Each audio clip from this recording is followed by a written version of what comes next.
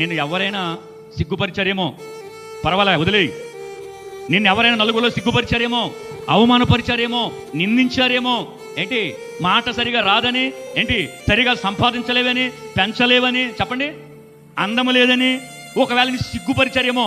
నేనంటాను, నువ్వు క్రీస్తుని గురించి కనుక నిరీక్షణ కలిగి ఉంటే నువ్వు నేను మనల్ని ఆయన ఎప్పుడు సిగ్గుపరచడు. మనుషులు ఒక్కళ్ళ దగ్గర, 100 మంది దగ్గర, 1000 మంది దగ్గర, 1,00,00,000 మంది దగ్గర ఒకవేళ నన్ను సిగ్గుపరిచారేమో, కానీ దేవుడు చెబుతున్న మాట, ఆయన పరలోకములో పరిశుద్ధులో ఎదుట, 24 పెద్ద మనుషులు ఎదుట, 1000 కోట్ల కొలది దేవదూతలు ఎదుట అందరూ చూస్తుండగా ఆయన నీకు నాకు జీవ కిరీటాన్ని పెడతాడు. అది సిగ్గుపరిచినట్లా కాదు. ఎందుకో తెలుసా?